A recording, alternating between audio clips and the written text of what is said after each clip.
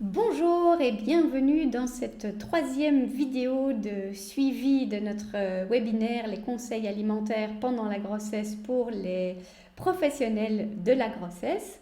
Ravie de vous retrouver donc pour cette troisième et dernière vidéo où je vais un petit peu plus dans le côté technique et dans le côté contenu en termes de conseils qu'on peut donner. Donc j'ai été piocher trois thématiques que je trouve particulièrement intéressantes et que j'avais envie de partager avec vous. Donc les premières vidéos, rappelez-vous, on a parlé du zinc et puis on a parlé des compléments alimentaires. Et ici, je vais vous parler des toxines, des polluants et des perturbateurs endocriniens. Et donc comment est-ce qu'on peut aborder cette question-là. Donc de nouveau, j'ai vraiment été piocher ces éléments-là dans le cours que je propose aux professionnels de la grossesse, donc les incontournables de la nutrition pendant la grossesse. J'ai envie de dire, c'est des petits morceaux choisis, mais donc j'espère que c'est quand même intéressant pour vous, même s'il n'y a pas tout le déroulé, tout le suivi. Donc j'insiste quand même pour vous dire que toutes ces choses-là, normalement, elles cadrent dans un déroulé que pour certaines choses, c'est un résumé et pour certaines choses aussi, c'est incomplet forcément. Mais comme ça, je peux quand même lever un coin du voile sur toutes les choses qu'on peut aborder en termes de compréhension de ce qui se passe au niveau nutritionnel pendant la grossesse et comment est-ce qu'on peut agir là-dessus, quelle est notre marge de manœuvre. Alors de nouveau, je vous partage mon écran pour vous montrer visuellement où est-ce qu'on se situe. Et je commence ici par une petite citation de Barbara Domenech. Alors Barbara Domenech, c'est une Anglaise qui a fait beaucoup d'études et qui a beaucoup documenté l'impact des perturbateurs endocriniens sur la santé et entre autres aussi sur cet impact pendant la grossesse. Et je la cite ici, elle évoque la présence de centaines de produits chimiques jusque dans le sang du cordon ombilical. Alors pourquoi est-ce que c'est tellement impactant ceci? C'est parce qu'en fait, on a longtemps considéré que le bébé était finalement protégé pendant la grossesse. Et c'est le cas pour plein de choses, donc notamment nutritionnellement aussi grâce au placenta qui va privilégier le bébé par rapport à la maman. Mais en ce qui concerne les perturbateurs endocriniens, on est face à des substances qui sont vraiment particulières et qui sont très insidieuses.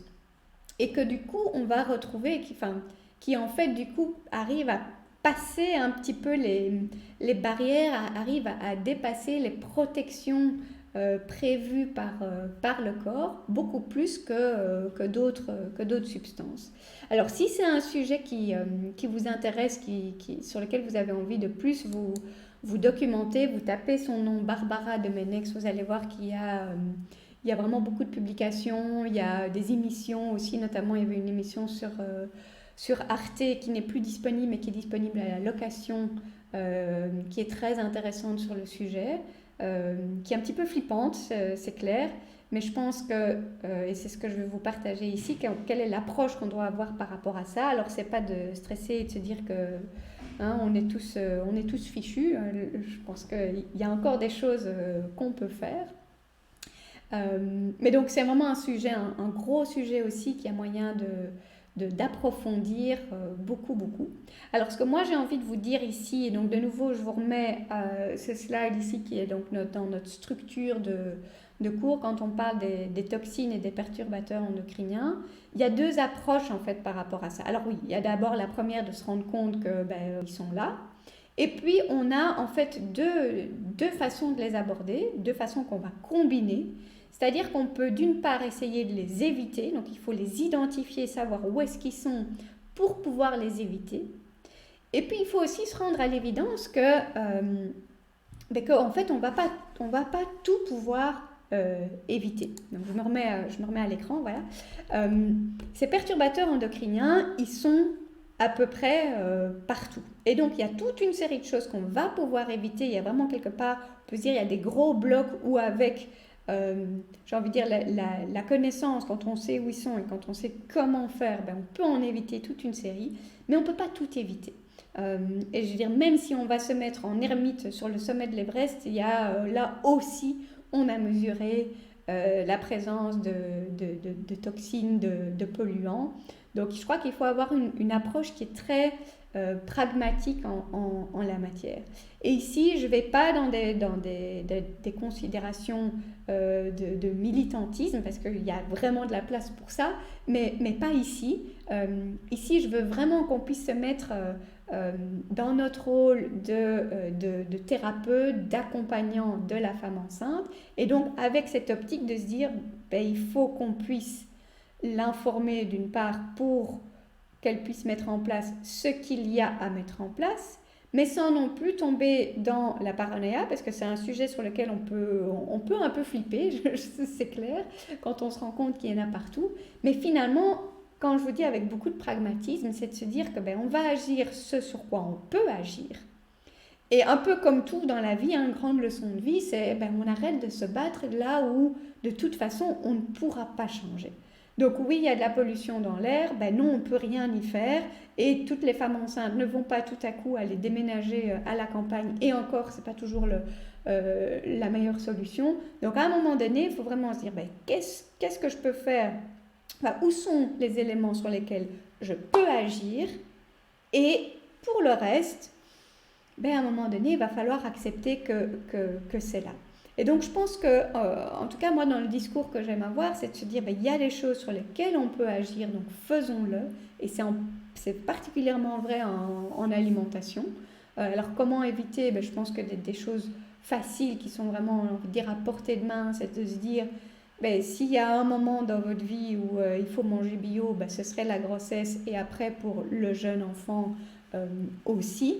On est plus vulnérable, et le fœtus, même déjà l'embryon, le fœtus, à tous les stades de développement, il y a une plus grande vulnérabilité à ces substances parce qu'on est dans un côté développement d'organes. Donc l'impact est beaucoup plus... enfin, les conséquences de l'impact sont beaucoup plus grandes que si en tant qu'adulte on est exposé à ces choses-là aussi. Donc, au niveau alimentation, oui, c'est prenez une alimentation bio. Alors, pas nécessairement le label bio, mais c'est vraiment le côté de se dire, on évite un maximum de substances chimiques polluantes dans l'alimentation. Un autre gros point dans l'alimentation, ça concerne ce qu'on appelle les perturbateurs endocriniens. Donc, petite spécificité pour cela, les perturbateurs endocriniens viennent donc perturber le fonctionnement hormonal de notre corps. Pourquoi?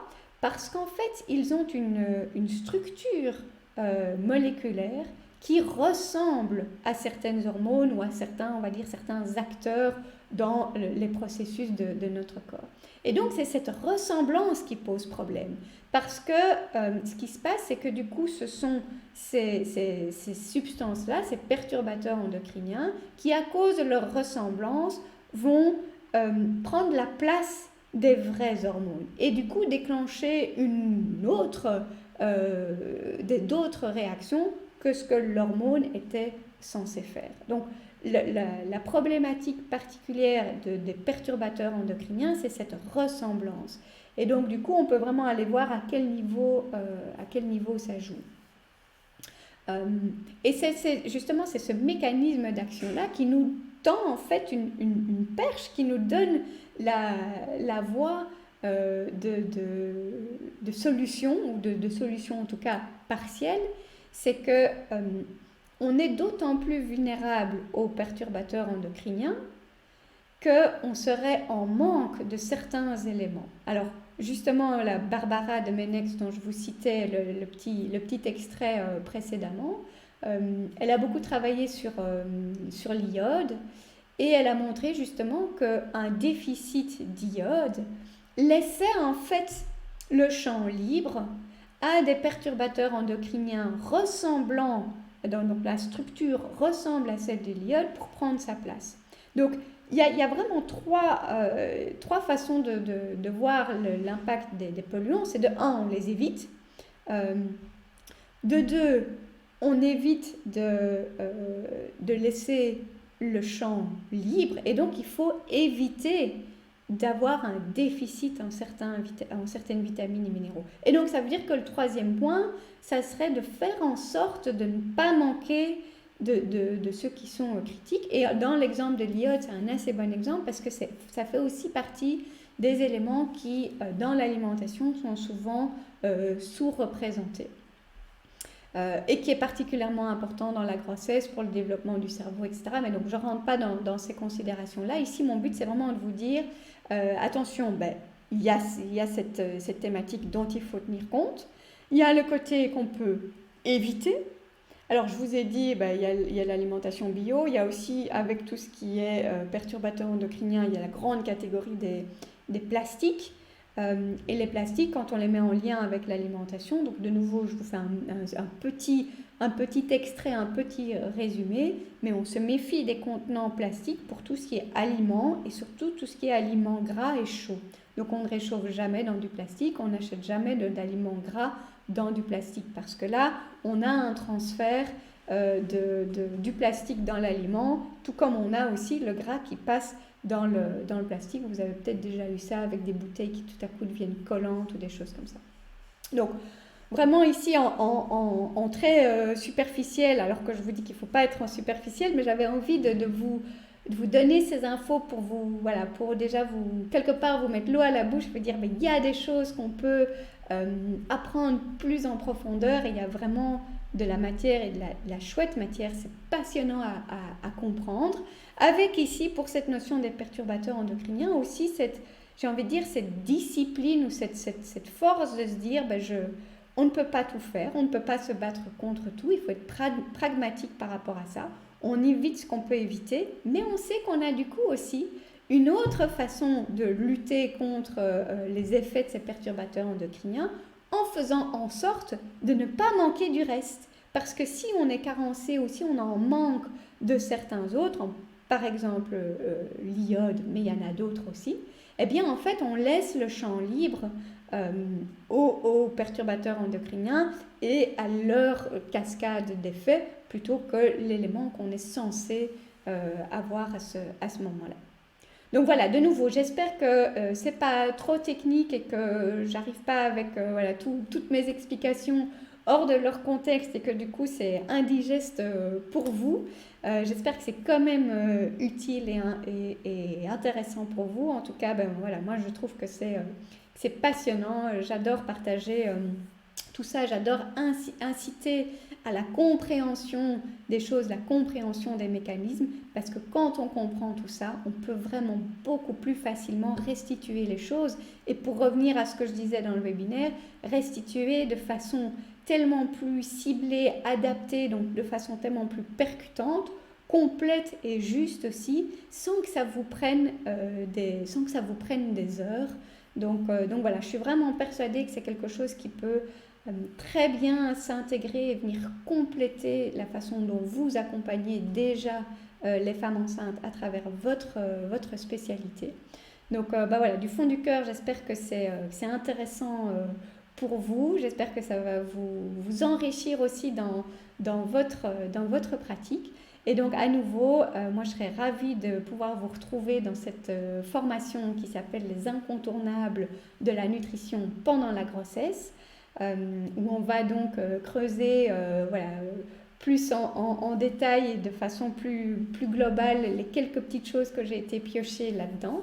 Donc si ça vous intéresse au niveau du contenu, téléchargez la trame du cours donc avec tous les slides de structure, comme ça vous pouvez voir ce qui vous attend.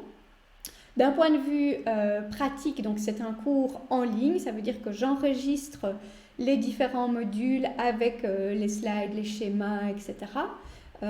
Donc ça c'est à disposition sur un portail de cours qui est dédié à ça, auquel vous avez accès autant de fois quand vous voulez. Donc c'est vraiment en toute autonomie.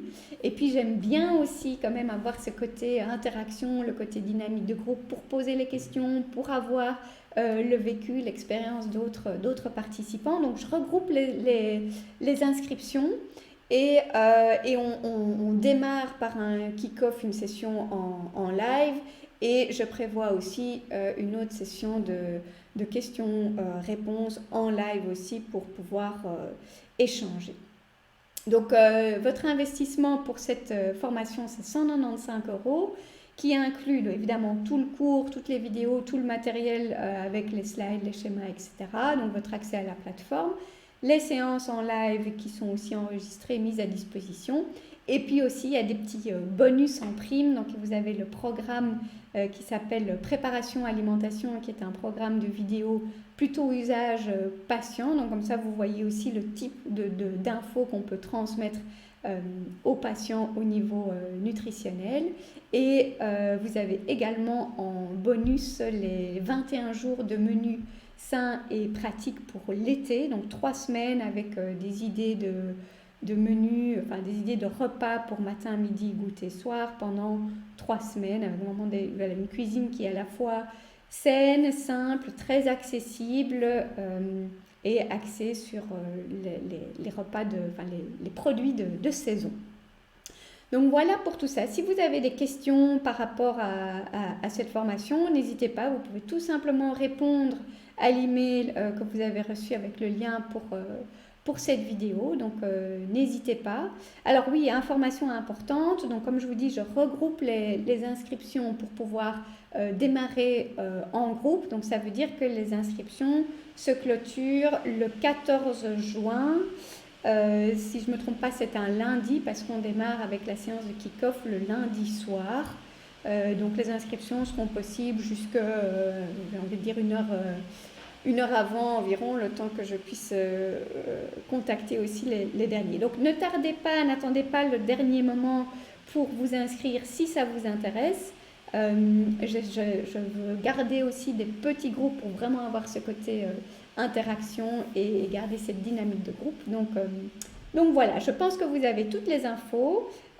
Si ça vous intéresse, moi je vous retrouve avec plaisir dans cette formation. Si ce n'est pas pour vous, aucun souci, j'étais ravie de déjà partager tout ça avec vous et j'espère vous recroiser à une autre occasion. En tout cas, à très bientôt.